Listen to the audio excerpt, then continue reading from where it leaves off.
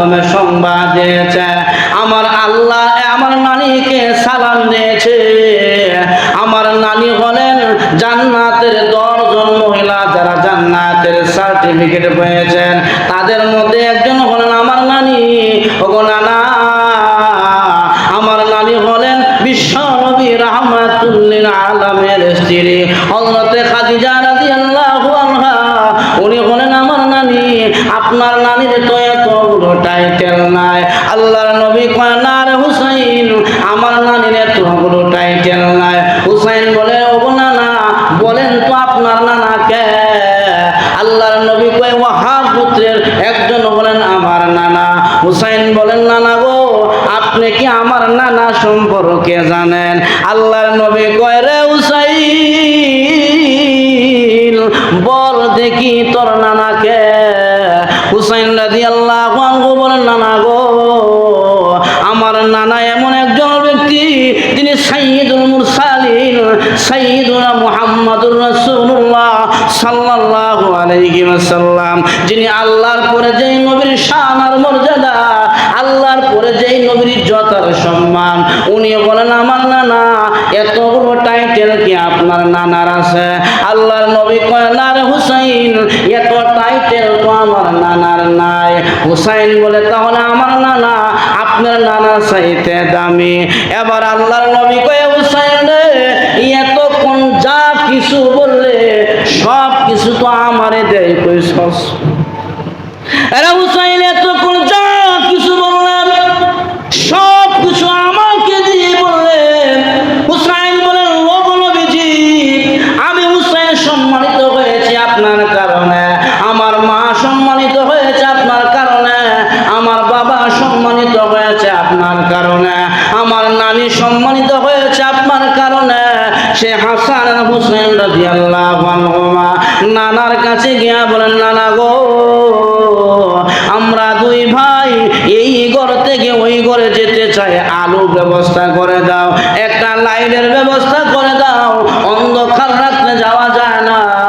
আল্লাহর নবী কয়, হুসাইন রে, আমার ঘরের চুলায় আগুন ধরে না, আমার কাছে লাইট নাই, তবে তোমরা যেহেতু এই ঘর থেকে ওই ঘরে যাওয়ার জন্য নিয়ত করেছ, চলো, আমি নবী যখন মুস্কি হাসি দিব, ওই ফাঁক দিয়া তোমরা দুই ভাই এই ঘর থেকে ওই ঘরে চলে যাইবা।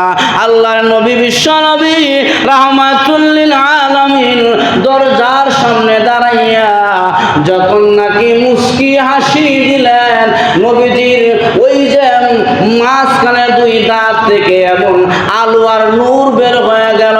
হাসান হুসাইন রাদিয়াল্লাহু আনহুমা বলেন, আমার নানা হাসি দেওয়ার পরে এমন আলো বের হয়ে গেল, অন্ধকার রজনীতে বিদ্যুৎ চমকাইলে যেমন আলো হয়, দিনে ঝিলকি দিলে যেমন আলো হয়, আমার নানা হাসি দেওয়ার কারণে নানার দাঁত মুবারক থেকে এমন আলো বের হয়ে গেল। আমরা দুই ভাই ওই আলোর ফাঁক দিয়ে এই ঘর থেকে ওই ঘরে চলে গেলাম। এটা হলো নবীজির গুণ, সিরাতুন নবী। আল্লাহর নবী এমন কিছু গুণ ছিল যেই গুণগুলো অন্য নবীর ভিতরে ছিল না। নবীজির ভিতরে আখলাকের গুণ ছিল। আল্লাহর নবী আখলাকওয়ালা ছিলেন, চরিত্রের গুণ ছিল নবীর ভিতরে। এজন্য পয়গম্বর বলেন, আকমালুল মুমিনিনা ঈমানান আহসানুহুম খুলুকা। ও মুসলমান উম্মতেরা, পরিপূর্ণ ঈমানদার হইতে গেলে পরিপূর্ণ আখলাক চরিত্রবান হতে হবে। চরিত্র যদি ভালো না থাকে, আখলাক যদি ভালো না থাকে, আপনি পরিপূর্ণ ঈমানদার হতে পারবেন না। আর চরিত্র, আউয়াল মাস চলতেছে, গত জুমায় মিলাদ সম্পর্কে আলোচনা হচ্ছিল।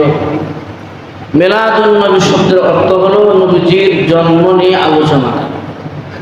কিন্তু সাহাবায়ে কেরাম নবীজি আসার যে আনন্দ, এটার সাথে যাওয়ার ব্যাখ্যাটাই মনে রেখেছেন বেশি, যার কারণে বহু সাহাবায়ে কেরাম বহুভাবে দুঃখ কষ্ট বেদনায় অনেকের চক্ষু পর্যন্ত অন্ধ হওয়ার জন্য দোয়া করেছেন, আল্লাহ তাআলা অন্ধ বানিয়ে দিয়েছেন।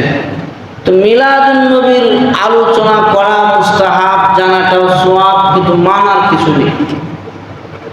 তো তো একজন মানুষ নবীর একটা উম্মতের জন্য পয়গম্বরের সিরাতুন নবী পুরাপুরি অনুসরণ করা উম্মতের উপর ফরজ।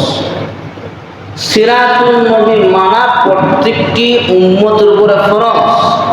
নবীর সিরাত মানে সিরাত শব্দ গুণ, আর আন-নবী মানে নবী। তো সিরাতুন নবী নবীর গুণ। নবী আলাইহিস সালাতু ওয়াস সালাম যেই গুণে গুণান্বিত ছিলেন, এই গুণে গুণান্বিত প্রত্যেকটি উম্মত হওয়া অপরিহার্য ফরজ।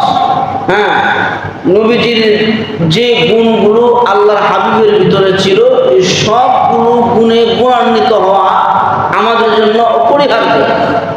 আল্লাহর হাবিব সাল্লাল্লাহু আলাইহি সাল্লামের বহু গুণ ছিলেন। নবীজি সাল্লাল্লাহু আলাইহি সাল্লামের আখলাক, এই যে একটা চরিত্র, এটার একটা গুণ ছিলেন। এই গুণে গুণান্বিত হওয়া একজন মুসলমানের পরিপূর্ণ ঈমানের দাবি। হাদিসের মধ্যে আসছে আকমালুল মুমিনিনা ঈমানান আহসানুহুম খুলুকা। প্রত্যেকটি পরিপূর্ণ মুমিন ততক্ষণ পর্যন্ত হতে পারবে না যতক্ষণ পর্যন্ত তার আখলাক চরিত্র পরিপূর্ণ না হবে। তাহলে নবীজির যে আখলাকের যে গুণ ছিল, এই গুণটা আপনার আমার ভিতরে ঢুকাইতে হবে, অর্জন করতে হবে। এই গুণে আপনি আমি গুণান্বিত হতে হবে। আখলাকের গুণে গুণান্বিত হওয়া সিরাতুন নবীর একটা অংশ। সিরাত মানে নবীর একটা গুণের অংশ। এজন্য সিরাতুন নবী মানা, সিরাতুন নবী পালন করা প্রত্যেকটি মুসলমান তথা নবীর উম্মতের উপরে অপরিহার্য। নবীর গুণগুলো অর্জন করা। আল্লাহর হাবিব সাল্লাল্লাহু আলাইহি সাল্লামের অসংখ্য অগণিত গুণ ছিলেন, যে গুণগুলো অন্য কোনো পয়গম্বরদের ভিতরে ছিল না। হাবিব সাল্লাল্লাহু আলাইহি সাল্লামের এমনও গুণ ছিলেন, নবীজি এমনও গুণে গুণান্বিত যা অন্য কোনো পয়গম্বরকে আল্লাহ তাআলা এই গুণগুলো দেনই নাই। যেমন আমাদের নবীর একটা গুণ হলো, আমাদের নবীর উম্মতের মধ্যে নবী উম্মত আছে। আমার নবীর উম্মতের মধ্যে এমনও উম্মত আছে যারা নবী কিন্তু আমার নবীর উম্মত। কিন্তু এই যে নবী উম্মত হওয়া, অন্য কোন নবীর উম্মতের মধ্যে এই গুণটা নাই, অন্য কোন নবীর মধ্যে নাই। আমাদের নবীর এমনও উম্মত আছে যারা নবী হওয়ার পর আমার নবীর উম্মত, কিন্তু এমন কোন নবীর উম্মতের মধ্যে নাই যে নবী আবার কি উম্মত। যেমন ঈসা আলাইহিস সালাতু ওয়াস সালাম, উনি একজন পয়গম্বর কিন্তু আমার নবীর উম্মত। এটা নবীর গুণ, আমাদের নবীর গুণ, যে আমাদের নবীর উম্মতের মধ্যে নবী উম্মত আছে। এটা আর পৃথিবীর কোন নবীর উম্মতের মধ্যে নাই। যে গুণগুলো আল্লাহ তাআলা আমার নবীকে দান করেছে। আল্লাহ হাবিব সাল্লাল্লাহু আলাইহি সাল্লামের সৌন্দর্যের গুণ নিয়ে উল্লেখ করেছেন। আমার নবী এত সুন্দর ছিলেন, পৃথিবীতে যত মাখলুকাত আল্লাহ বানাইলেন, ওই সমস্ত মাখলুকের মধ্যে আমার নবীর চাইতে সুন্দর মাখলুক আল্লাহ বানাইলেন। এত সুন্দর ছিলেন, সুন্দর এটা নবীর গুণ, সিরাতুন নবী, নবীর সিরাত গুণ। আল্লাহ হাবিব সাল্লাল্লাহু আলাইহি সাল্লাম কেমন সুন্দর ছিলেন, হাদিসের মধ্যে আসছে, আম্মা জান আয়েশা রাদিয়াল্লাহু আনহা বলেন, এশারের নামাজের পরে নবীজি আমার ঘরে ঢুকলেন। নবীজির চেহারার যে সৌন্দর্য, এত সুন্দর পয়গম্বরের চেহারা থেকে প্রকাশ মাত্র, উনার চেহারার আলোতে আমার পুরাটা ঘর আলোকিত হয়ে যেত। এমনকি ওই আলোর মধ্যে আমি আয়েশা ইচ্ছা করলে শুয়ের ছিদ্র দিয়ে সুতা ঢুকাইতে পারতাম। কি পরিমাণ সুন্দর হলে বাতি বন্ধ করে দিলে পুরাটা ঘর আলোকিত হয়। আম্মা জান আয়েশা বলেন, এই আলোতে আমি ইচ্ছা করলে শুয়ের ছিদ্র দিয়ে সুতা ঢুকাইতে পারি। কি পরিমাণ সুন্দর ছিলেন আল্লাহর হাবিব সাল্লাল্লাহু আলাইহি ওয়াসাল্লাম। হাসান হুসাইন রাদিয়াল্লাহু আনহুমা একদিন আল্লাহর নবীকে বলতেছেন, নবী গো, এই অন্ধকার রাত্র আমরা এই ঘর থেকে ওই ঘরে যাইতে আমাদের সমস্যা হচ্ছে, একটা লাইটের ব্যবস্থা করি, লাইট দাও, আলো দাও। আল্লাহর নবী কয়, হুসাইন রে, আমার কাছে তো লাইট নাই, চুলায় আগুন নাই, কোত্থেকে দিবি? কিন্তু আল্লাহর নবী হাসান আর হুসাইন রাদিয়াল্লাহু আনহুমাকে এত পরিমাণ মহব্বত করতেন, নবীজি সবচেয়ে বেশি মহব্বত করতেন হাসান হোসেন রাদিয়াল্লাহু আনহুমাকে। তারা কোনো কিছু নবীর কাছে আবেদন করলে, আবদার করলে নবীজি ফেলে দিতেন না, যত কষ্টই হোক না কেন তাদের আবেদনটা রাখতেন। একদিন হুসাইন রাদিয়াল্লাহু আনহু আল্লাহ নবী গিয়ে বলছেন, ইয়া রাসূলুল্লাহ, ওগো না না, আমার একটা ঘোড়া কিনে দেও, ঘোড়া দেও কিনে। দেখবেন অনেক সময় বাপে না কিনে দিলে নানা লোকেরা কিনে দেয় না, তো জিনিস পছন্দ রইলে না না আব্বারে কইছিলাম কিনে দিবার লাগে দেয় না, তুমি এটা কিনে দেয়। তো হুসাইন রাদিয়াল্লাহু আনহু বলছে, না না, একটা ঘোড়া কিনে দেও। আল্লাহ রসুল কয়, ঘোড়া কিনে দিতাম? বলে হ। কয়েক কাজ করো, তোমার ঘোড়া দৌড়ানোর শখটা মিলিয়ে দে, ঘোড়া দৌড়াইবার শখটা মিলিয়ে দে। যেমন ছোটবেলা আমরা তারা ঘোড়া দৌড়াবার শখ হচ্ছে, তো ঘোড়া করে কলা গাছের ডাক খাটিয়া পাতা ফেলে দিয়া মাথায় দুই মাথা রশি বাঁধিয়া এই দুই খাওয়ার তোলে নিয়া দৌড়তাম খাতে রশি লাগায়। তখন কিরে কি ওরা ঘোড়া দৌড়ায়? আসলে কি ঘোড়া দৌড়ে না, নিজে দৌড়িয়া ঘোড়া দৌড়াইবার শখ মিটা। তো আল্লাহ রসুল বলতেছে যে হুসাইন রে আয়, তোরা ঘোড়া দৌড়াইবার শখটা মিটাই দে। নবীজি উনি দুইটা হাত মাটিতে ফেললেন, উনি বুড়ার মতন হলেন। হুসাইন রাদিয়াল্লাহু আনহু নবীজির পিঠের মধ্যে উঠলেন। ওইটা বলতেছে, না না, দেখছি বুড়ার লাগাম আছে, আমার বুড়ার যে লাগাম নাই, লাগাম ছাড়া কি বুড়া দৌড়ানোর মজা লাগে? তো নবীজির সুন্নতি এক গাছি চুল হুসাইন রাদিয়াল্লাহু আনহু হাতের মধ্যে দিয়ে কয়, এই যে নে তোর বুড়ার লাগাম। তখন হুসাইন রাদিয়াল্লাহু আনহু বুড়ার লাগাম ধরে, হ্যাঁ, দুই পায়ে যখন নাকি নাড়ায়, হযরত ওমর রাদিয়াল্লাহু আনহু তাকায় দেখে আল্লাহ নবীর পিঠের উপরে হুসাইন। ওমর রাদিয়াল্লাহু আনহু বলে, হুসাইন রে, তোর সোয়ারি পৃথিবীর শ্রেষ্ঠ সোয়ার, তোর সোয়ারির তুলনা হয় না। আল্লাহ নবী কয়, ওমর, কারীর সোয়ারির প্রশংসা করিও না, বুড়ার প্রশংসা করিও না, যিনি সোয়ার হয়েছেন ওনার দামও কম না, বিশ্ব নবীর নাতি। কারণ হুসাইন রাদিয়াল্লাহু আনহু চালাক ছিলেন বেশি, অত্যন্ত চালাক ছিলেন। একদিন আল্লাহর নবীর প্রশ্ন করছে, কয়, না না, আপনার দাম বেশি না আমার দাম বেশি? দেখেন প্রশ্ন, আপনার দাম বেশি না আমার দাম বেশি? আল্লাহ রসুল কয়, আমার দাম বেশি, আমি আখেরি নবী, আল্লাহর পরে আমার শান মর্যাদা, আমার দাম বেশি। কয়, না, আমার দাম বেশি। তো কি করছ? বলে কাছে বলেন তো দিকে আমার বাপের নাম কি? তার নাম আব্দুল্লাহ। আব্দুল্লাহ কয় বেটা ছিলেন? আর আমি কি আমার বাপের নাম জানে? আল্লাহ নবীকে, তোমার বাপের নাম কি? হযরত হুসাইন বলে, আমার বাপের নাম হলো আশরাফুল্লাহিল গালিব। আল্লাহর বিজয়ী ভাগ হলেন আমার আব্বা। আমার বাবা সম্পর্কে নানা বলেছেন আলী বিল জান্নাহ, জান্নাতের সার্টিফিকেট প্রাপ্ত সাহাবী হলেন আমার আব্বা। আমার আব্বা নবীজির কলিজার টুকরা ফাতেমার স্বামী। ওগো নানা, এতগুলো গুণ কি আমার আব্বার আছে? আল্লাহ নবী কয়, এতগুলো গুণ তো আমার বাপের নাই। হুসাইন বলে, তাহলে আমি কোন বেড়ার ছেলে আর আমি কেমন বেড়ার ছেলে? আমার সম্বন্ধে বেশি। কিছুক্ষণ পরে কাছে, না না, কোন দিন আমরা আম্মা কেটা আমেন। হুসাইন কয়, আপনি কি আমার আম্মারা ছিলেন? আচ্ছা, আল্লাহ নবী কি রসুলের মেয়ে বাচ্চারা ছিলেন না? রসুল কয়, তোমার মা কে? হুসাইন রাদিয়াল্লাহু আনহু বলেন, ওগো না না, আমার মা সম্পর্কে আল্লাহ রাসূল বলেছেন, ফাতেমাতুন বিজআতুন মিন্নি, ফাতেমা নবীজির শরীরের একটা অংশ। আমার মা সম্পর্কে আল্লাহর নবী বলেছেন, জান্নাতের মহিলাদের সরদারনি হবে আমার মা। উনি হলেন হযরত আলীর স্ত্রী। ওগো নানা, এতগুলো গুণ কি আপনার মা আছে? আল্লাহ নবী কয়, না, আমার মার তো এতগুলো গুণ নাই। তাহলে আমি কোন মহিলার ছেলে আর আমি কেমন মহিলার ছেলে? আমার দাম বেশি। এইভাবে যাইতে যাইতে কিছুক্ষণ পরে গিয়া কয়, না না, বলেন তো দেখি আপনার নানি যারা, আপনার নানি কে? তখন বলছে ওয়াহাবুদ্রে বুড়ি। তখন হুসাইন রাদিয়াল্লাহু আনহু বলেন, নানা গো, আপনি কি আমার নানি সম্পর্কে জানেন? আল্লাহ ভালো চরিত্রটা তখনই প্রকাশ পায় যখন তার সাথে দুর্ব্যবহার করার পরে যে আচরণটা তার ভিতর থেকে ভেসে আসে, ওটাকে বলা হয় খুলুক আযীম, হ্যাঁ উত্তম আখলাক। আল্লাহর নবীর কাছে পাওনাদার কিছু টাকা পাইল, দিন তারিখ ঠিক ছিল, কিন্তু ওয়াদা অনুযায়ী যেদিন টাকা নিবে এর আগের দিন এসে আল্লাহর নবীর চাদর ধরে নবীজিকে আঘাত করবে। নবীজির গলায় ফাঁসি লেগে গেল। উমর রাদিয়াল্লাহু আনহু তলোয়ার বের করে আঘাত করার জন্য প্রস্তুত।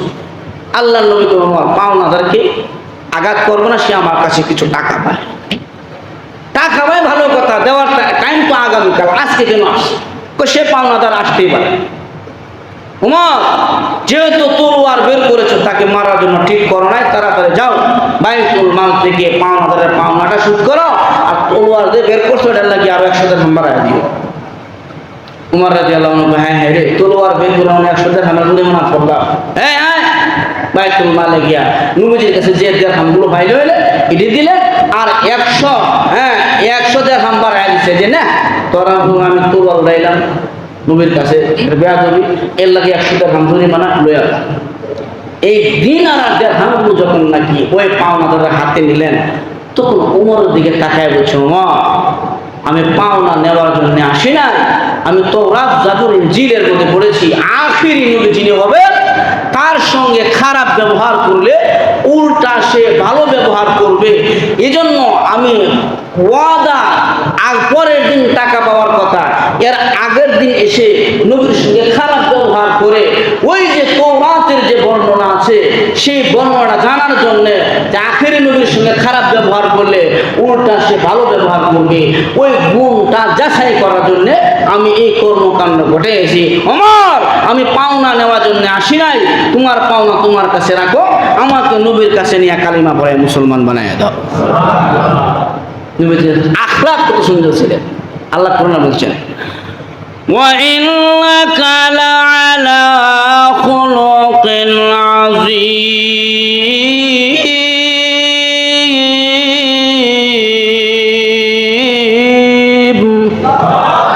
খুলুক আযীম ছিলেন আমার নবী, খারাপ ব্যবহার করলে উত্তম ব্যবহার করতেন। এখন আমরা এই জায়গায় যারা আসছি, আমরা সবাই ভালো মানুষ, ভালো চরিত্রের অধিকারী, কিন্তু একটা কিছু নিয়ে লাগিয়ে দেখেন কি পরিমাণ বালা ভিতর থেকে বের।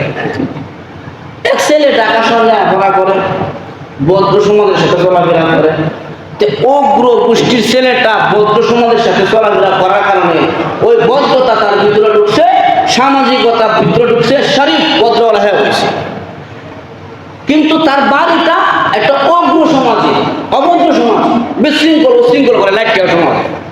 এখন ছেলে ঢাকা থেকে বাড়িতে গেছে, যাওয়ার পথে রাস্তায় এক মুরব্বী সালাম দিয়ে জিজ্ঞেস করছে, আসসালামু আলাইকুম চাচা, ভালো আছে? চাচা কয় আলহামদুলিল্লাহ ভালো। চাচা কয়, বাবা রে সালাম দিলা ভালো মতো জিজ্ঞেস করতেছো, তোমার বাড়ি থাকবো? জানতাম বাড়ি। তোমার ছেলে বলতে, চাচা আমার বাড়ি তো অমুক গ্রামে, আমি অমুকের ছেলে। মুরব্বী কয়, অমুকের ছেলে তুমি? তোমার গোষ্ঠী তো লাইটকেল গোষ্ঠী, মারামারি করে, যতক্ষণ ঝগড়া লাগা, কিন্তু তোমার যে সুন্দর ব্যবহার, আমার তো বিশ্বাস হয় না তুমি এই গোষ্ঠীর ছেলে।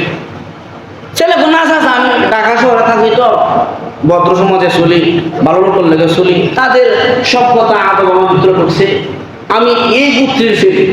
মুরব্বী কো, না রে বাবা, আমার বিশ্বাস হয় না তুই যে এই এলাকার ছেলে। বাতিজা কো, না চাচা আমি ওই এলাকারে, আমি ওই গোত্রের। চাচা কো, না বাতিজা আমার বিশ্বাস হয় না, তুই যে এই ছেলে, তুই যে এই গোত্রের, তোর চরিত্র যে সুন্দর। এখন যখন কথা কাটাকাটি উঠতেছে, চাচা বিশ্বাস করে না এই ছেলে এই গোত্রের। যখন হট করে ওই ছেলে কয়, চাচা বিশ্বাস করেন না? কয়, না বাবা আমার বিশ্বাস হয় না তুই যে এই গোত্রের। এখন বুলা কয়, বিশ্বাস হয় না? কয় না, তো সরাই ডাকতে বেলায় দেয়। এখন চাচা কয়, এখন আমার বিশ্বাস হয়েছে তুই যে এই গোত্রের। বিশ্বাস, কারণ ঝগড়া লাগলে বুঝন যায় কার ভিতরে কি পরিমাণ বালা চরিত্র আছে, কত পরিমাণ বুজুর্গ গিরে ঝগড়া লাগলে বুঝন যায়, কত রং বেরঙ্গের আখলাক আর কি রং বেরঙ্গের বকা বাদ্য। যখন নাকি খারাপ ব্যবহার করা হয়, তখন তার ভিতর থেকে যে ব্যবহারটা আসে এটাকেই বলা হয় উত্তম ব্যবহার। কিন্তু আমরা তো সবাই বলা, কিন্তু ঝগড়া লাগলে আর উপায় নাই, মারামারি তো আছে, যত রকমের অশ্লীল গালি গালাজ আর বকাবাদ্য আছে, সব মাশাআল্লাহ একটার পর একটা বের হয়। জন্য আখলাক চরিত্রের পরিবর্তন ঘটাইতে হবে। যদি চরিত্র ভালো না হয় তাহলে আপনি যত কিছুই করেন আপনি পরিপূর্ণ ইমানদার না। এজন্য আল্লাহর রাসূলকে আল্লাহ তাআলা এই চরিত্র, মানুষের ভিতর থেকে উগ্রতা, মানুষের ভিতর থেকে হিংস্রতা, মানুষের ভিতর থেকে এই যে বদমেজাজগুলো বের করার জন্য আল্লাহর নবীকে আল্লাহ তাআলা দুনিয়াতে পাঠাইলেন।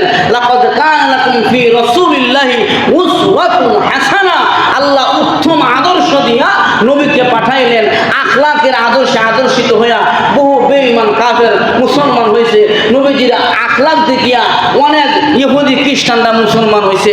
চরিত্র এত সুন্দর ছিল, তাহলে বোঝা গেল আখলাক ভালো করতে হবে, আদর্শ নবীর গ্রহণ করতে হবে। আমরা তো নবীর আদর্শ গ্রহণ না করিয়া বিভিন্ন বেঈমান খ্রিস্টানদের আদর্শ গ্রহণ করি, যার কারণে এমনও হয় নাম দেয় সুশিক্ষায় শিক্ষিত, কিন্তু শিক্ষা কেন্দ্রের মধ্যেও পিঠাইয়া মানুষকে মেরে ফেলে। ওই জায়গার মধ্যে কি শিক্ষা দেওয়া হয় যে শিক্ষা অর্জন করলে মানুষের মতন মানুষকে নির্মমভাবে মারে, হ্যাঁ, এমন ভাবে হিংস্র জানোয়ার কেউ মারতে পারে না। এই যে আওয়ামী লীগেরই হোক আর যেটারই হোক, তার ভিতরে নবীজির আখলাক আর চরিত্র পরিবর্তন নাই। আল্লাহ নবীর আখলাক নাই, নবীজির হ্যাঁ আখলাক আজিম, এই যে গুণটা, এই গুণটা পয়গম্বরের গুণটা তার ভিতরে ছিল না, যার কারণে হিংস্রতা আর মনে করেন যে মুসলিমই হচ্ছিল তার ভিতরে বেশি, যার কারণে হিংস্রতার কারণে সে এইভাবে একজনকে আরেকজন মেরে ফেলেছে। এই জন্য আল্লাহ তাআলা আমার নবীকে লাকাদ কানা লাকুম ফি রাসূলিল্লাহি উসওয়াতুন হাসানাহ, আমার নবীকে আল্লাহ তাআলা উত্তম চরিত্র দিয়া, উত্তম আদর্শ দিয়া দুনিয়াতে পাঠাইছেন। নবীকে অনুসরণ করতে হবে, নবীকে মানতে হবে, নবীকে মহব্বত করতে হবে। সিরাতুন নবীর মাস হচ্ছে, খালি নবীর প্রেমের মারার গান গাইলাম, নবীরে মানলাম না, নবীর আদর্শ মানলাম না, আখলাকের আদর্শ মানলাম না, নবীর সুন্নত মানলাম না, সুন্নতি জামা গাই দিলাম না, সুন্নতি পোশাক পরলাম না, কিন্তু সিরাতুন রবিউল আউয়াল আইলে মিলাদুন নবীর রেলি পাঠ করলাম, আর খালি নবীর আশেক মুখে দাবি করলাম, কিন্তু কাজের বেলায় নবীর সুন্নত পালন করলাম না। এই জাতের সুন্নির জন্য আল্লাহ নবী এত পাগল না। নবী বলছেন প্রকৃত পক্ষে সুন্নি হতে হবে, আমার সুন্নতকে মানিয়া বাস্তবায়ন করিয়া সারাটা জিন্দেগি সুন্নতের উপর অনুসরণ করতে হবে, তাহলে তুমি পরিপূর্ণ আমার নবীর সুন্নত বলা উন্নত হবে। এজন্য আমার ভাইয়েরা, কুল ইন কুনতুম তুহিব্বুনাল্লাহ ফাত্তাবিউনি ইউহিব্বুকুমুল্লাহ ওয়া ইয়াগফির লাকুম যুনুবাকুম ওয়াল্লাহু গফুরুর রহিম। আমার আল্লাহ কোরআনের ভিতরে জানায় দিয়েছে, কুল হে নবী আপনি জানায় দেন, ইন কুনতুম তুহিব্বুনাল্লাহ, তারা যদি আমি আল্লাহকে ভালোবাসি তাহলে যেন আপনার অনুসরণ করে, ইত্তেবায়ে রাসূলকে অনুসরণ করে, আপনি নবীকে মুহাব্বত করে। আজকে আমরা রবিউল আউয়াল মাস আসলে নবীর মুহাব্বত উতলায়া ওঠে, ভিতর থেকে নবীর ভালোবাসা বের হয়ে যায়, আর 11 মাসের মধ্যে নবীর ভালোবাসা বের হয় না। ওরে মুসলমান, আপনি আমি কি নবীর ভালোবাসি? সাহাবায়ে কেরাম নবীকে এত পরিমাণ ভালোবেসেছে, যার দৃষ্টান্ত স্থাপন করাম এই পৃথিবীতে কোনো দৃষ্টান্ত স্থাপন করার মতন নয়। আল্লাহর নবীকে সাহাবায়ে কেরাম এত পরিমাণ ভালোবেসেছে। আল্লাহর নবীর শরীরের মধ্যে একদিন সিংহা লাগানো হয়েছে, সিংহা লাগানোর পর আল্লাহর নবীর শরীর থেকে যে রক্তটা বের হয়ে গেল, আব্দুল্লাহ ইবনে জুবাইর রাদিয়াল্লাহু আনহুকে নবীজি রক্তটা দিয়া বললেন, আব্দুল্লাহ রে, রক্তটা কোথাও নিয়ে দাফন করে দাও। আব্দুল্লাহ ইবনে জুবাইর রাদিয়াল্লাহু আনহু রক্তটা নিয়ে অনেক দূরে চলে গেলেন। কিছুক্ষণ পর আল্লাহর নবীর কাছে এসে বলেন, আল্লাহর নবী কয়, আব্দুল্লাহ রক্ত কোথায়? আব্দুল্লাহ ইবনে জুবাইর বলে, পয়গম্বর গো, আমি তো আপনার আশিক, আপনার রক্তটা আমি পান করে ফেলেছি, আপনার রক্ত আমি খেয়ে ফেলেছি। আল্লাহর নবী কয়, রে আব্দুল্লাহ, যেই নবীজির শরীরের রক্ত যার শরীরের ভিতরে ঢুকবে, লাং তামাসসাকান নার, আমি নবী বলে দিলাম ওই ব্যক্তির জন্য মহান আল্লাহর জাহান্নাম হারাম হয়ে গেছে। রে আব্দুল্লাহ ইবনে জুবাইর, তুই আমার রক্ত পান করলি, তোর জন্য জাহান্নাম হারাম হয়ে গেল। কত আশেক ছিলেন সাহাবায়ে কেরাম, আর আপনি আর আমি হলাম মিষ্টি আর রসগোল্লার আশেক। শুধু তাই নাই, আল্লাহর নবী উহুদের ময়দানে যখন নাকি নবীজির মাথার ভিতরে লোহার কড়াই ঢুকে গেল, নবীজি মাথায় ব্যথায় ওয়াকাতরে বসে গেলেন। মাথায় লোহার কড়া ঢোকার পর পয়গম্বরের মাথা থেকে যখন নাকি রক্ত বের হয়, হঠাৎ করে আল্লাহর নবীর দিকে আবু বকর সিদ্দিক রাদিয়াল্লাহু আনহু আগায় আসতেছে। আসার পরে হযরত উবাইদুল্লাহ ইবনে জাররাহ রাদিয়াল্লাহু আনহু উনি দৌড়ে আসলেন আর মনে মনে ভাবলেন এই সুযোগ আমি হাত ছাড়া করতে পারি না। দৌড়ে পয়গম্বরের কাছে গেলেন, যাইয়া নবীজির মাথায় যে লোহার হ্যামলেট ঢুকেছে, লোহার কড়াই ঢুকেছে, এক পাশে যাইয়া উবাইদুল্লাহ ইবনে জাররাহ উনার মুখের দাঁত দিয়া এত শক্ত করে কামড় দিয়া লোহার কড়াইয়ের মধ্যে টান দিলেন, একদিকের লোহার কড়াটা মাথা ছেড়ে দিয়েছে, সাথে সাথে উবাইদুল্লাহ ইবনে জাররাহ উনার একটা দাঁত ভেঙে পড়ে যায়। যখন নাকি দাঁত ভেঙে গেল, আরেকটি কড়ার মাথায় ওই দিক দিয়ে লাগানো আছে, দ্বিতীয় যখন নাকি ওই কড়াইতে মাথা থেকে ওই লোহার হ্যামলেটটা বের করার জন্য আব্দুল্লাহ ইবনে জুবায়ের দ্বিতীয়বার যখন কামড় দিয়া টান দিলেন, টান দেওয়ার পরে নবীজির মাথা থেকে লোহার হ্যামলেট বের হয়ে আসলো, কিন্তু উবাইদুল্লাহ ইবনে জাররাহ উনার দুইটা দাঁত তৎক্ষণাৎ শহীদ হয়ে যায়। এই যে কড়াই বের হয়ে আসলো, নবীজির মাথা থেকে রক্ত বের হতে লাগলেন, এই রক্ত নবীজির চেহারা লাল বেড়ে দিয়েছে। মালিক ইবনে সিনান উনি দৌড়ায় যায় পয়গম্বরের চেহারাটা জিহ্বা দিয়া চেটে চেটে সমস্ত রক্তগুলো পান করে ফেললেন। আল্লাহর নবী কয়, রে মালিক ইবনে সিনান, আমি নবীজির চেহারা তোর জিহ্বা দিয়া চেটে চেটে পরিষ্কার করে দিলে রে। ওরে মালিক ইবনে সিনান, আমি নবী বলে গেলাম তোমার জন্য মহান আল্লাহর জাহান্নাম হারাম হয়ে গেছে। এটা ছিল পয়গম্বরের প্রতি সাহাবায়ে কেরামের ভালোবাসা। সাহাবায়ে কেরাম নবীকে এমন ভাবে ভালোবাসতেন, এমন ভাবে মহব্বত করতেন, এমন ভাবে আল্লাহর নবী যখন নাকি 70 জন সাহাবী সেই উহুদের ময়দানে শাহাদাত বরণ করেছে, বেঈমানদের পক্ষ থেকে একটা ভুল সংবাদ প্রচার হয়ে গেল, কদ কুতিলা মুহাম্মদ উহুদের ময়দানে শহীদ, মুহাম্মদ আর নাই, মুহাম্মদ উহুদে নিহত হয়ে গেছে। এই ভুল সংবাদটা যখন নাকি সারা মক্কা মদিনায় প্রচার হয়ে গেল, একজন আনসারী মহিলা উনি ঘর থেকে বের হয়ে উহুদের ময়দান দিকে যায়। রাস্তার মধ্যে কিছু উহুদবাসীর কাছে তার সাক্ষাৎ হয়ে গেল।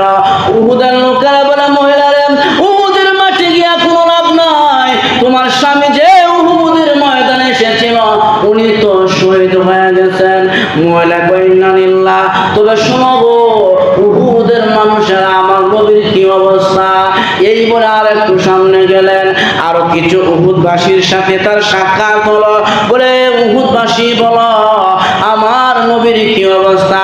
তারা বলে, মহিলারে উহুদে গিয়া কোনো লাভ নাই, তোমার ছেলে যে উহুদের ময়দানে এসেছিল উনি শহীদ হয়ে গেছেন। মহিলা এরপরে থামে না, আর একটু সামনে গেলেন, যাওয়ার পর কিছু লোকেরা কয়, মহিলারে উহুদে গিয়া কোনো লাভ নাই, তোমার বাবা শহীদ হয়ে গেছে। মহিলা এরপরে থামে না, সামনে আগাইতে লাগলেন। এইভাবে যাইতে যাইতে যখন নাকি আল্লাহ নবীর কাছে চলে গেলেন, আল্লাহর নবীর চেহারা মুবারক দেখিয়া বলে, পয়গম্বর গো, আমার বাবা শহীদ হয়েছে শুনেছি, আমার ছেলে শহীদ হয়ে গেছে শুনেছি, আমার স্বামী শহীদ হয়ে গেছে শুনেছি, কিন্তু আপনি নবীর চেহারা মুবারক দেখিয়া কুল্লু মুসিবাতিন জালু, নবীজি সমস্ত মুসিবত আমি মহিলা আপনার চেহারা দেখিয়া ভুলিয়া গেলাম। সব মুসিবত কুল্লু মুসিবাতিন জালু, নবী গো, যত মুসিবত আমার উপর আসছিল আপনার চেহারা দেখার পরে সমস্ত মুসিবত ভুলে আমি এখানে আনন্দে আনন্দিত হইলাম। সবাই শহীদ হয়ে গেছে, আমার নবী বেঁচে আছে, এর চাইতে পাওনা আর নাই। আমি শহীদ, আমার ছেলে সন্তান শহীদ হয়েছে, আমার দুঃখ কষ্ট নাই, কিন্তু আমার নবী বেঁচে আছে, আলহামদুলিল্লাহ। আমি সমস্ত দুঃখ কষ্ট ভুলে গেলাম আমার পয়গম্বরের চেহারা দেখলাম। এজন্য বলা হয়েছে, কুল ইন কুনতুম তুহিব্বুনাল্লাহ ফাত্তাবিউনি ইউহিব্বুকুমুল্লাহ। আল্লাহকে ভালোবাসতে হলে নবীরে ভালোবাসতে হবে, নবীর প্রেমের মালা গলায় লাগাতে হবে, নবীর সুন্নতের অনুসরণ করতে হবে। লা ইউমিনু আহাদুকুম হাত্তা আকুনা হাব্বা ইলাইহি মিন ওয়ালিদিহি ওয়া ওয়ালাদিহি ওয়ান নাসি আজমাইন। আল্লাহর নবী বলেন, ততক্ষণ পর্যন্ত পরিপূর্ণ মুমিন হতে পারবা না যতক্ষণ পর্যন্ত তোমার মা বাবা ছেলে সন্তান নিজের চাইতে আমি নবীকে বেশি ভালো না বাসবা। আরেক হাদিসের মধ্যে আল্লাহ রাসূল বলেছেন, মান আহাব্বা সুন্নতি ফাকাদ আহাব্বানি ওয়া মান আহাব্বানি কানা মাই ফিল জান্নাহ। যারা আমি নবীর সুন্নতকে মহব্বত করবে, আমি নবীর সুন্নত অনুযায়ী জীবন চালাবে, ওই ব্যক্তি আমি নবীকে মহব্বত করলো। আর যারা আমি পয়গম্বরের মহব্বত করলো, কানা মাই ফিল জান্নাহ, ওই উম্মত আমি নবীর সঙ্গে আল্লাহর জান্নাতের ভিতরে থাকবে। তাহলে সিরাতুন নবী মানে কি? আল্লাহর নবীর যত সিরাত, যত গুণ ছিল সমস্ত গুণে গুণান্বিত হওয়া, নবীজির আখলাকের গুণে গুণান্বিত হওয়া, নবীজির যে সুন্নতগুলো উম্মতের কাছে রেখে গেছেন, এই সুন্নতগুলো খুঁজে খুঁজে বের করা, সুন্নত অনুযায়ী চলা। দেখেন আজকে আমরা অনেক সময় অনেক জায়গায় সামাজিকতার কারণে আমরা সুন্নতগুলো পালন করতে পারি না, সমাজ কি বলবে। কিন্তু আল্লাহর নবীর সাহাবী কেরাম যখন নাকি রোম পারস্য সম্রাটের যখন নাকি বিরুদ্ধে মুসলমানরা যুদ্ধে নামলো, তখন রোম ও পারস্যের সম্রাট মুসলমানদের একটা দলকে ডাকলেন, হুযায়ফাতুল ইয়ামান। তখন ওই দল নিয়ে রোম পারস্যের সম্রাটের রাজ দরবারে গেলেন। যাওয়ার পরে যখন নাকি ওই রোম পারস্যের সম্রাট ওই মুসলমানদের জন্য আপ্যায়নের ব্যবস্থা করলেন, সবাইকে আপ্যায়ন করাইলেন। কিন্তু ওই আসনের মধ্যে, ওই জায়গার মধ্যে হুযায়ফাতুল ইয়ামান রাদিয়াল্লাহু আনহু উনিও ছিলেন। হঠাৎ করে ওনার হাত থেকে একটা লুকমা পড়ে গেল, গ্লাস পড়ে গেল। লুকমাটার গ্লাসটা পড়ে যাওয়ার পরে হুযায়ফাতুল ইয়ামানের উনি নবীজির একটা হাদিসের কথা মনে পড়ে গেছে, যে আল্লাহর নবী তো বলছেন যদি খাবার পড়ে যায় তখন ওই খাবারটা পরিষ্কার করে আবার খেয়ে ফেলা। কারণ কোন খাবারের মধ্যে আল্লাহ রিজিকের মধ্যে বরকত রাখছে বলা যায় না। জন্য খাবারকে নষ্ট না করা, খাবারকে অপচয় না করা, খাবারটা উঠাইয়া পরিষ্কার করে খেয়ে ফেলা, এটাই পয়গম্বরের সুন্নত। যখন নাকি এই হাদিসটা হুযায়ফাতুল ইয়ামানের স্মরণ হয়ে গেল, তখন উনি কি করলেন, ওই যে পড়ে যাওয়া লুকমাটা উঠাই ফেলেন। উঠানোর সময় ওনার পাশ থেকে একজন মৃদুভাবে আঘাত করে হুযায়ফাতুল ইয়ামানকে বলে, হুযায়ফা, এটা কিন্তু রোম পারস্যের রাজদরবার, এখানে যদি পড়ে যাওয়া লুকমা উঠে খেয়ে গেল তাহলে কিন্তু তোমার ওজন থাকবে না, তোমার সম্মান থাকবে না, সামাজিকতা থাকবে না। তখন হুযায়ফা রাদিয়াল্লাহু আনহু বলেন, আতরাকা সুন্নতি হাবিবি সাল্লাল্লাহু আলাইহি সাল্লাম, হে ভাই, আমি কি আমার নবীর সুন্নতকে ছেড়ে দিব? সামাজিকতা রক্ষা করতে গিয়ে আমি আমার নবীর সুন্নত ছেড়ে দিব? সব কিছু রাখো একদিকে, আমি আমার নবীর সুন্নতকে এই জায়গায় বাস্তবায়ন করব। আমি আমার নবীর সুন্নতকে ছাড়তে পারি না, আমি আমার নবীর সুন্নতকে ছেড়ে দিতে পারি না। নবীর সুন্নত মানলে নবীকে মানা হবে, আর নবীকে মানলে আল্লাহকে মানা হবে, আল্লাহকে মানলে বান্দার জন্য আল্লাহ জান্নাত তৈরি করেছে। কিন্তু আমরা কি করি, সামাজিকতার কারণে দেখবেন বড় বড় লোকেরা যখন হোটেল রেস্টুরেন্টে খাওয়ান খায়, তখন অর্ধেক খায় অর্ধেক ফেলায় দেয়। এই জায়গার ভিতরে যদি সব খেয়ে বেরি, সমাজ কি বলবে? তিরস্কারও করে অনেক সময় মৌলবীদেরকে। এক হুজুরে হোটেলে খাবার খাইতে বসে, মুরগির গোষ্ঠীতে খানা খাইতেছে, মুরগির হাড্ডি একটু নরম, যখন নাকি চিবাইয়া খাইতেছে। আর এক ভদ্রলোক যখন নাকি বসে বসে চা খা আর তিরস্কারে করে কয়, দেখ মৌলবী বলে জীবনেও খাইছে না, আজকে যেমন মুরগির হাড্ডি কামড়ায়া কর কর করে খাইতেছে, এর জিন্দিগিতে মনে পাইছে। যে ওই ভদ্রলোকের একটু শরীরে লাগলো আর কি, এই মুরগি এমনি খাইতেছে, তো তারা তো অর্ধেক খা অর্ধেক খালে হবে। তো এই মুরগি সামাজিকতার ভিতরে থাকে। তো হট করে গিয়ে হুজুরা প্রশ্ন করছে, তো হুজুর, আমনগর দেশের কুত্তা কি কা? তো উদ্দেশ্য ছিল কুত্তা তো হাড্ডি কা, তো হুজুর হাড্ডি গেছে হুজুরে বেয়াদবি করো, কারণ তারা তো অর্ধেক খায় অর্ধেক খাওয়ায় দেয়। তো হুজুর আমাদের করতে সে কুত্তার টিকা উদ্দেশ্য ছিল হুজুর কুত্তা হাড্ডি কা আর হুজুর হাড্ডি সাহেব সাহেব খাইতেছে, কুত্তা লোকে তার সুদিয়া হুজুরটা বেয়াদবি করা। তো মৌলবীরা কিন্তু যদিও গায়ে আলো থাকা কিন্তু ইয়া তোমার বুখা হুজুরে বলছে তো আমাদের দেশে কুত্তা চা খায়, আমাদের দেশে কুত্তা চা মান করে, চা কাপ তার হাতের মধ্যে অনেক বেড়া করবা খায় আগে আর কোনো কথা নাই, কথা নাই, বাংলাদেশের কুত্তা চা। তাহলে এই যে পরিষ্কার করে প্লেট পরিষ্কার করে খাবার খাওয়া পয়গম্বরের জন্য, পরিপূর্ণ খাবার খাওয়া পয়গম্বরের জন্য, কিন্তু আমরা কি করি অর্ধেক খাই অর্ধেক ফিরে দিই। এটা কিন্তু নবীর সুন্নাত না, অপচয় করে শয়তানের কাজ। পরিপূর্ণ খাবার খাওয়ান, আঙুলগুলো চেটে চেটে খাওয়ান, ছোট ছোট লোকমা দিয়ে খাবার খাওয়ান, দস্তরখান নিচে খাওয়ানো খাবার খাওয়া, হ্যাঁ বিসমিল্লাহ বলে খাবার শুরু করা, বিসমিল্লাহ পরে বিসমিল্লাহ ওয়া আলা বারাকাতিল্লাহ বলে খাবার শুরু করা, এই যে দোয়াগুলো করে খাবার খাওয়া পয়গম্বরের সুন্নাত। কিন্তু এই সুন্নতের ধারে কাছে আমরা নাই। কিন্তু রবিউল আউয়াল আইলে মিষ্টি রসগোল্লা জিলাপি দৌড়াদৌড়ি, অমুক দরবারে অমুক দিনে রেলি বেরিব, অমুক দিন মিলাদ শরীফ হইব, এই হইব সেই হইব, কিন্তু নবীর সুন্নতের কোনো খবর নাই।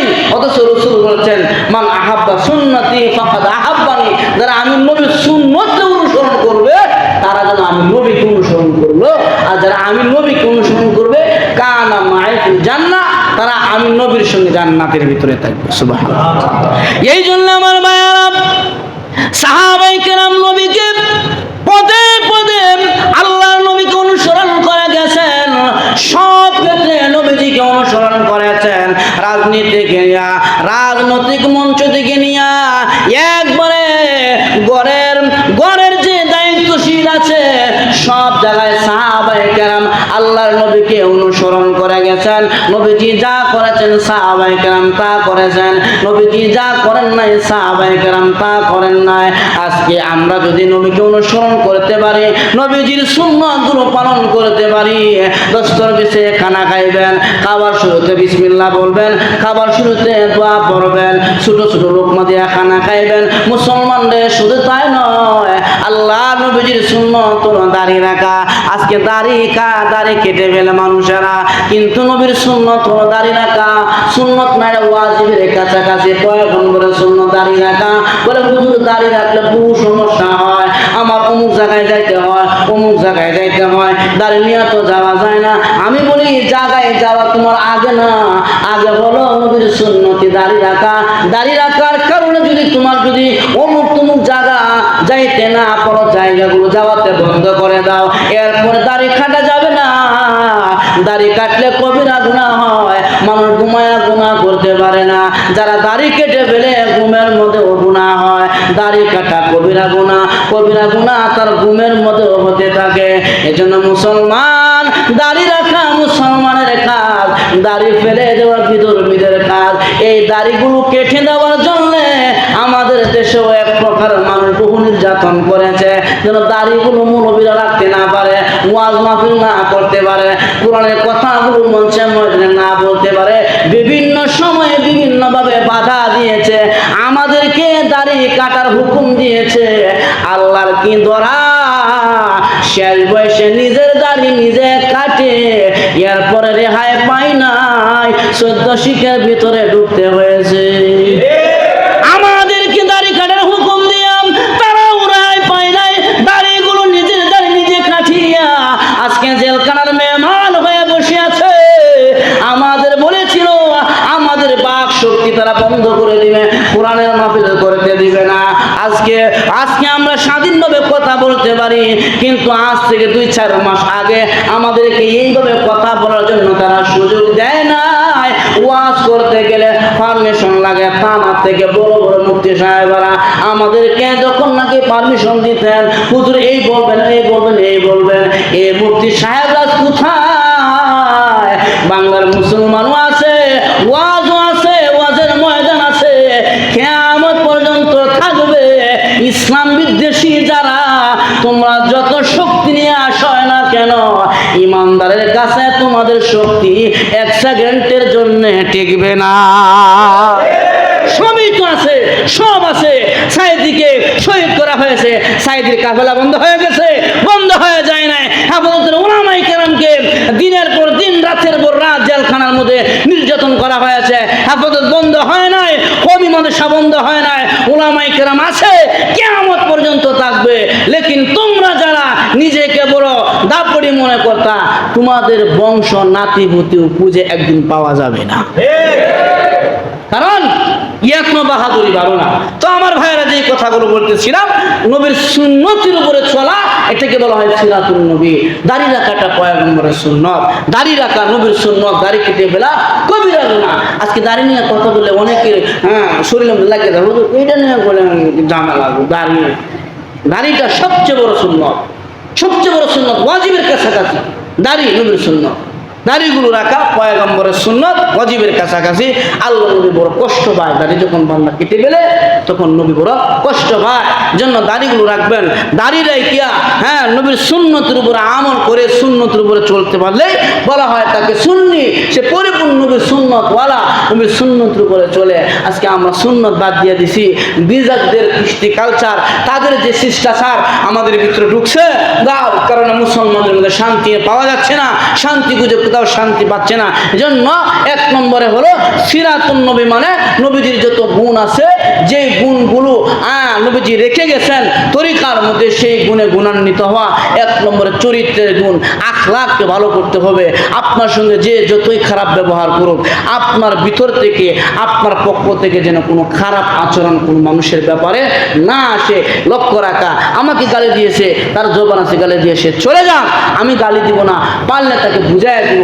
এটাকে বলা হয় খুলুকে আজিম, উত্তম আখলাক। কিন্তু সেও গালি দিল, আমিও গালি দিলাম, তারা দুইজন সমান সমান হয়ে গেলাম, কাহারোর কাছে তো আর আখলাক থাকলো না। জন্য নবীজির সিরাত মানলে নবীজির আখলাককে গ্রহণ করো, আখলাক নবীজির চরিত্রকে গ্রহণ করো। নবীজির চরিত্র এমন ছিল, নবীর সঙ্গে বহু বেঈমান খারাপ ব্যবহার করেছে, সাজদায় গেছে, পচা নারী বুড়ি নবীজির মাথার মধ্যে ঢেলে দিয়েছে, কিন্তু আল্লাহ নবীর প্রতিশোধ নেয় নাই। নবীজি তার ব্যাপারে কোনো কিছু পদক্ষেপ নেয় নাই, ছেড়ে দিয়েছে। দেখা যায় ওই ব্যক্তি কিছুদিন পর ঘুরে ফিরে এসে নবীর হাতে আখলাক দেখিয়ে কালিমা পড়ে মুসলমান হয়েছে। ফলে আখলাক দিয়ে মানুষকে কাছে আনা যায়, কিন্তু অগ্রতা দিয়ে মানুষ দূরে চলে যায়, হিংসতা থেকে মানুষ দূরে চলে যায়। যখন চরিত্র ভালো থাকে, জবান ভালো থাকে, ব্যবহার ভালো হয়, তখন মানুষ ওই ব্যক্তির কাছে বেশি করে ঝুঁকে, বেশি করে যায়। এই জন্য সিরাতুন নবী মানে কি, নবীর আখলাক, এটা নবীর একটা গুণ ছিল। আমরা চরিত্রটাকে সুন্দর করব, চরিত্রটাকে উত্তম বানাবো, উত্তম চরিত্রের অধিকারী হব। জবান দিয়ে যেন আমি কাউকে কষ্ট না দেই, হাত দিয়ে যেন আমি কাউকে কষ্ট না দেই, আমার কথার দ্বারা যেন কেউ কষ্ট না পায়, এইগুলো খেয়াল রাখবো। আল্লাহ নবী বলছেন, যার হাত পাও মুখ হইতে অন্য মুসলমান নিরাপদ থাকে না, সে পরিপূর্ণ ইমানদার হতে পারে না। আর যারা হাত পাও জবান থেকে অন্য মুসলমান নিরাপদ থাকে, সেই পরিপূর্ণ ইমানদার, পরিপূর্ণ মুসলমান, তার ভিতরে পরিপূর্ণ আখলাক রয়েছে, চরিত্র রয়েছে। জন্য আমার ভাইয়ারা, এক নম্বর হলো চরিত্রের পরিবর্তন ঘটাতে হবে। সব জায়গায় আমরা উত্তম চরিত্র প্রদর্শন করার জন্য চেষ্টা করব, যেন খারাপ ব্যবহার, খারাপ চরিত্র, বদ চরিত্র আমার থেকে প্রকাশ না পায়। ওটার দিকে আমরা কি করব, খেয়াল রাখবো। আল্লাহ তাআলা আমাদের সবাইকে যেই কথাগুলো বললাম, যেই গুণ